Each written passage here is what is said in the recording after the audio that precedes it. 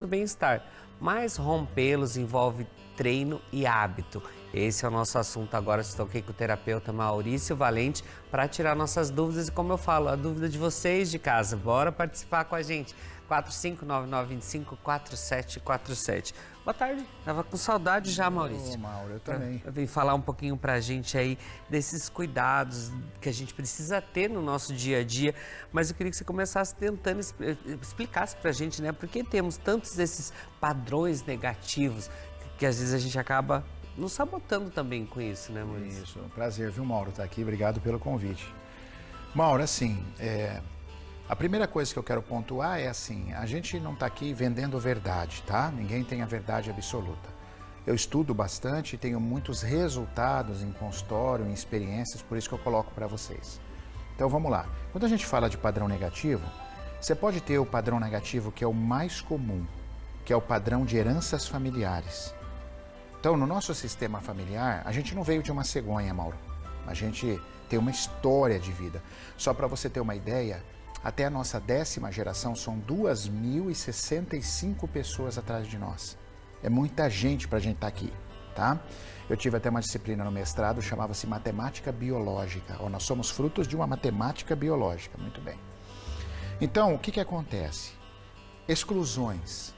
Pessoas excluídas, que a gente sabe ou não sabe, abortos provocados que não foram incluídos, às vezes um vô chato, um bisavô chato que a família excluiu.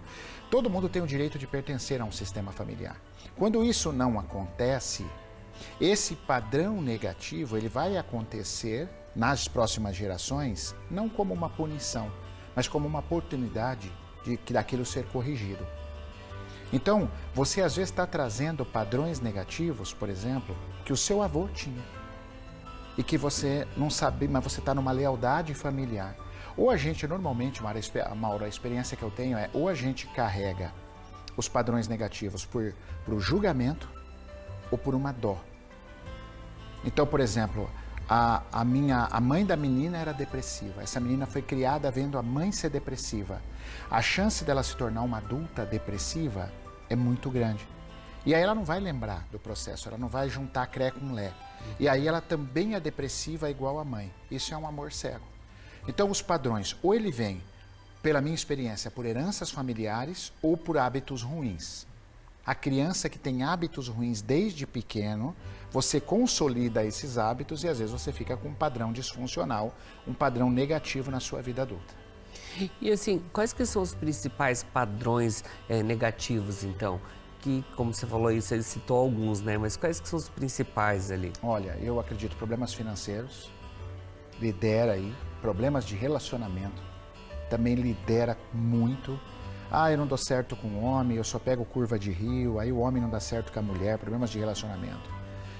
Que mais, Mauro? Problemas de compulsividade, medos, depressões, ansiedades. Às vezes você pega uma pessoa depressiva, convido você que está me assistindo a fazer esse teste em casa. Pega uma pessoa depressiva, pergunta a alguém mais da família que era. Você vai descobrir. Quem que era depressivo mais na sua? Minha mãe era. Sua avó, conheceu sua avó? Minha avó era. Então, esses padrões, eles podem sim ser herdados. A gente carrega trauma ancestral, isso é genética, isso não tem nada a ver com nada espiritual ou religioso, tá? Isso é um padrão.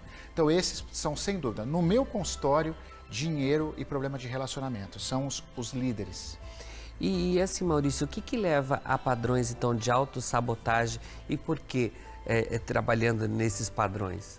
O que eu percebi sobre a autossabotagem, Mauro, trabalhando há alguns anos, né? Estou me especializando em traumatizações, o que eu tenho percebido ao longo desses anos? A maioria das autossabotagens e até da famosa procrastinação, que não é o tema hoje, mas que se enquadra um pouquinho, é uma pessoa traumatizada, Mauro. Olha que interessante. Às vezes uma pessoa que se sabota ou ela procrastina, às vezes pegam muito pesado com ela. Porque você é fraco, você é mente fraco, você não aguenta ir para frente, mas você não sabe justamente se isso é um padrão negativo familiar, um processo de traumatização que a pessoa está carregando, ela não tem a força de dar o passo que ela precisava dar. Para você ter uma ideia, uma pessoa congelada a nível de um processo de traumatização, a gente pensa em congelado uma pessoa dura, Mas o congelamento dentro da traumatização, ele tem níveis. Uma forma de congelamento é você não ter ânimo, é você não conseguir levar nada adiante, você não ter consistência. Isso nem sempre é uma mente fraca, é uma pessoa que não tem força, mas sim uma pessoa que está completamente traumatizada e não sabe.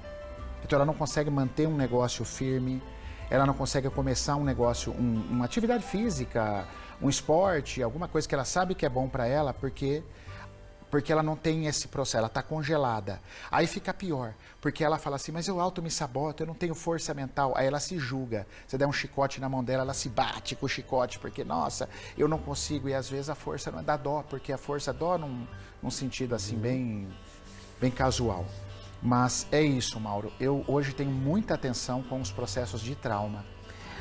Mas Maurício, assim, por que parece tão mais fácil os padrões negativos do que os positivos? Você tentar ver a parte boa também, porque sempre é a ruim. Sim, é uma excelente pergunta, Mauro. Eu observando anos, assim, tratando pessoas, eu costumo pensar assim, Mauro, nós também trazemos o processo de coisas boas. Por exemplo, você tem muita coisa muito bacana dos seus familiares e eu também. Só que nós vivemos num mundo muito desafiador. Um mundo que nos instiga a todo momento. Então, nós não estamos no paraíso, é só olhar para o lado.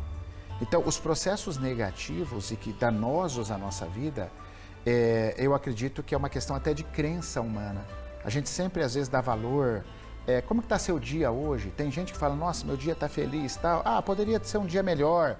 As pessoas têm um pessimismo meio que nato, que já vai indo. Às vezes veio de uma família muito pessimista, sofreu problemas lá. Então, eu acredito que não é uma regra, tá? A gente só olha para os padrões negativos, ou por que os padrões negativos? É que os padrões negativos, cara, às vezes quando eles aparecem, limitam muito a nossa vida, né, amor? Impede a gente de crescer financeiramente, amorosamente, de ser pai, de ir para frente, de acreditar. Então, acho que eles ficam mais exaltados, assim, parece que eles são maiores. E eu acho que é meio da natureza humana exaltar o negativo do que o positivo. É uma mudança de postura, é um virar de chave aí. E que tem a ver com o processo de traumatização. Mauro, nós estamos muito traumatizados. Sabe por quê? Porque nós fomos criados por pais imperfeitos. Nós fomos criados, então assim, isso não é mimimi. A gente está muito traumatizado e isso pode atrapalhar a nossa vida. Então, tudo que a gente precisa, às vezes, é olhar para isso, né, Mauro? E assim, e como melhorar então esse comportamento para a gente lidar até melhor no trabalho, não tentar se sabotar no trabalho, na vida pessoal? Como trabalhar isso? Isso, outra pergunta bem colocada. Eu penso assim, Mauro, o reconhecimento é o primeiro. Poderia vir grudadinho com a humildade. Porque por incrível que pareça, a quantidade de pessoas que está sofrendo, mas acha que aquilo é o destino, ou que aquilo é normal. Assim. Deus quis assim. O Jung tem uma frase lindíssima, ele fala, enquanto você não tomar consciência da tua vida, o inconsciente vai te conduzir e você vai chamar de destino. Então, enquanto você não tiver humildade, por exemplo, o homem está traindo pra caramba a mulher, mas ele não reconhece. Ele é um péssimo pai, ele não dá bola para os filhos, mas ele não reconhece. A mulher é uma dependente emocional do homem, mas não reconhece. Então, assim, reconhecer a humildade de falar, tem alguma coisa disfuncional na minha vida. Eu tô com um padrão de não estar conseguindo ficar com um homem. Todo homem termina um relacionamento. Cara, eu tenho que ser humilde para olhar. O cara tem que parar de falar de humilhar mulheres, de trair mulheres e falar assim, isso é uma coisa de homem. Não é coisa de homem. Homem não faz isso. Então, assim, a gente precisa assumir. Então, talvez o primeiro passo é a humildade e o reconhecimento. Porque a humildade traz o reconhecimento. E aí buscar ajuda. A gente não está sozinho. Até porque tem várias maneiras de prevenir autossabotagem também, né? Tem várias maneiras de você prevenir isso. Com a tomada de consciência, você vai buscar um terapeuta, vamos falar assim, experiente, um cara que vai te ajudar, ele vai te ajudar a entender se você está se autossabotando por você mesmo, né? Ou se você está traumatizado, se você está trazendo alguma herança, repetindo algum padrão familiar. Porque uma autossabotagem pode ser tanta coisa, Mauro. Pode ser uma preguiça minha, uma espécie de preguiça minha. Pode ser um padrão familiar trazido. Pode ser um processo de traumatização que você está em congelamento. Como é que você sabe aí, você na sua casa? Você não é especialista, você não estudou a mente. Você não estudou neurociência, você não estudou neurofisiologia. Como é que você sabe? Você precisa de ajuda. Até para você parar, porque se não for uma preguiça sua, e quase nunca é preguiça sua, tá? Você vai ter a oportunidade de se tratar. Você não vai ficar se cobrando e se martirizando, porque você só vai piorar as coisas. Com certeza, saber e se tratar. Mas ó, tem um depoimento aqui, vamos lá. Eu me autossaboto o tempo todo. Por exemplo, eu vivo numa briga com o peso. Começo uma dieta e não consigo ir adiante. Sou a Cláudia Neva. É isso aí, isso é uma autossabotagem. Até a gente estava... Obrigado, Cláudia, pelo seu depoimento aí. Neva lá de... Cláudia, né, do Neva em Cascavel, para mandar isso pra gente. Posso comentar rapidinho, Mauro? Ô, Cláudio, por exemplo, a primeira pergunta é por que você aumentou o peso? Ninguém senta de manhã na cama e fala assim, ó, eu quero aumentar o peso hoje. Não é assim que acontece. O aumentar o peso já pode ser um reflexo da sua vida a um processo de traumatização. Agora eu vou te dizer, isso, olha que complexo. E se o seu sistema nervoso autônomo está entendendo que para você sobreviver no momento, você precisa estar acima do peso? Aí você vai boicotar o emagrecimento. Tudo por inconsciência. Gente, o nosso inconsciente é 95% de nós, o nosso subconsciente. Nós só temos 5%. Então, a Cláudia, ela não sabe por que ela aumentou o peso, aí ela começa a brigar contra o peso dela, mas o corpo não quer ela magra. Quando eu falo o corpo não quer você magra, é o teu sistema nervoso autônomo. Ele não quer você magra. Aí os seus 5%, só 5 contra 95. Aí você vai ficar brigando com o seu peso. Isso realmente não vai dar certo. Tá vendo, gente? Então tem que ficar atento a isso tudo. Mas eu vou deixar o Insta do Maurício ali, pode interagir com ele, manda as perguntas para